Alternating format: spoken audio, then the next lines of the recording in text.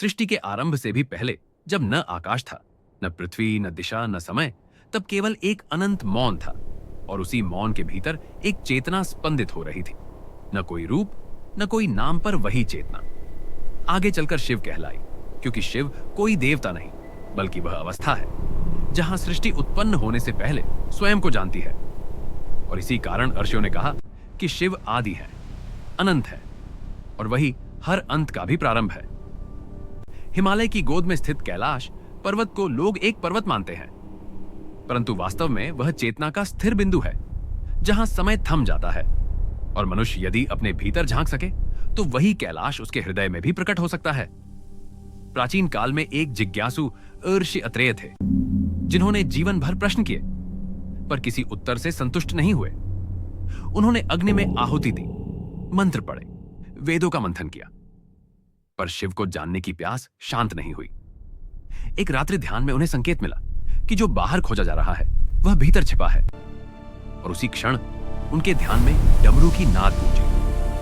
वह नाद किसी शब्द का नहीं, बल्कि अस्तित्व की धड़कन थी, और उसी धड़कन में उन्हें दिखाई दिया एक वैराग्य से भरा योगी जटाओं में गंगा को धारण किए, भस्म से लिप्त त्रिनेत्रधारी, शांत परंतु प्रलयंकारी वही शिव थे। पर वह दर्शन स्थूल नहीं था, वह अनुभव था जो शब्दों से परे था। और यहीं से शिव रहस्य की कथा आगे बढ़ती है। शिव को समझने के लिए पहले यह समझना आवश्यक है कि वह संहारक क्यों कहलाए, क्योंकि जो नष्ट करता है वही पुनः जन्म का मार्ग बनाता है। जैसे किसान खेत जोतता है तो वह फसल को नष्ट करता है, पर उसी विनाश से नया जीवन उत्पन्न होता है। शिव का तांडव भी ऐसा ही है। वह क्रोध नहीं बल्कि करुणा है, अज्ञान के प्रति कठोरता और चेतना के प्रति प्रेम है। एक बार देवताओं और असुरों के बीच समुद्र मंथन हुआ। अमृत की लालसा में विष भी निकला, और वह विष इतना प्रचंड था कि सृष्टि को भस्म कर सकता था। तब कोई देवता आगे नहीं आया। तब शिव ने बिना किसी अपेक्षा के उसे अपने कंठ में धारण कर लिया और नीलकंठ कहलाए। पर यह केवल कथा नहीं, यह प्रतीक है कि शिव वही है जो जीवन के विष को भी चेतना में बदल देता है। और यही रहस्य है कि जो व्यक्ति अपने दुखों को स्वीकार कर ले वही शिव तत्व को छू सकता है। कथा आगे बढ़ती है। एक समय मानव सभ्यता ने शिव को केवल मूर्ति बना दिया और पूजा को ही अंतिम मान लिया। तब स्वयं शिव ने लीला रची और एक साधारण भिक्षुक के रूप में काशी की गलियों में प्रकट हुए। उन्होंने देखा कि लोग मंदिर जाते हैं पर भीतर का अहंकार साथ लिए जाते हैं। तब शिव ने एक बालक से प्रश्न किया कि तू किससे डरता है? बालक बोला, मृत्यु से। शिव मुस्कुराए और बोले, मृत्यु तो द्वार है, भय तो अज्ञान है। और उसी क्षण बालक के भीतर से भय लुप्त हो गया, क्योंकि उसने शिव को नहीं बल्कि शिव तत्व को छू लिया था।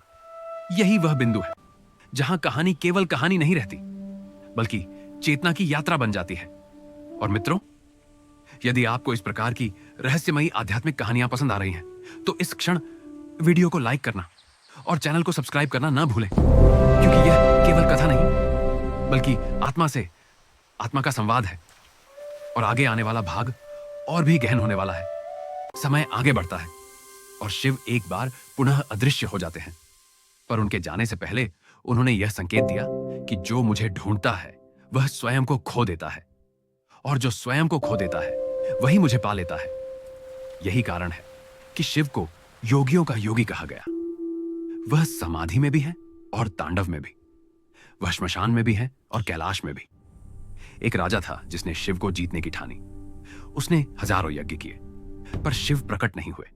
तब क्रोध में आकर उसने स्वयं को देवता मान लिया।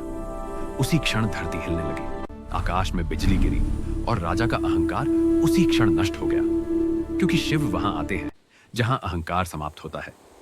और यही रहस्य है कि शिव को पाने के लिए कुछ जोड़ना नहीं बल्कि बहुत कुछ छोड़ना पड़ता है।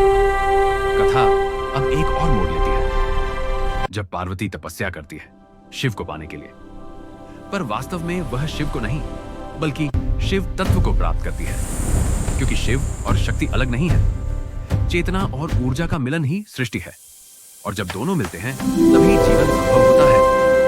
यही कारण है कि अर्धनारीश्वर का स्वरूप बना, ताकि मानव यह समझ सके कि संतुलन ही सच्चा शिव है। एक बार नारद ने शिव से पूछा कि आपका रहस्य क्या है? शिव ने उत्तर नहीं दिया, केवल मौन रखा। और उसी मौन में नारद को सभी उत्तर मिल गए, क्योंकि शिव शब्द नहीं अनुभव है। और यही इस कथा का सार है कि जब तक हम बाहर खोजते रहेंगे तब तक भटकते रहेंगे, पर जिस दिन भीतर उतरेंगे उसी दिन कैलाश मिल जाएगा। समय अब इस कथा के पहले भाग के अंत की ओर बढ़ता है, पर रहस्य अभी अधूरा है, क्योंकि शिव को जाना नहीं जा सकता, केवल जिया जा सकता है। और आगे के भाग में यह कथा और भी गहराई में जाएगी, जहां समय, विज्ञान, चेतना और शिव तत्व एक साथ मिलेंगे। और यदि आप यहां तक जुड़े रहे हैं तो अंत में एक विनम्र निवेदन है। यदि यह कथा आपके मन को छू रही है तो वीडियो को लाइक करें, चैनल को सब्सक्राइब करें और कमेंट में हर हर महादेव अवश्य लिखें, क्योंकि आपकी सहभागिता ही इस शिव यात्रा को आगे बढ़ाती है। और याद रखिए, यह कथा काल्पनिक है, किसी भी धर्म की भावनाओं को ठेस पहुंचाने के लिए नहीं है, बल्कि यह शिव तत्व को समझने का एक आध्यात्मिक प्रयास है। हर हर महादेव।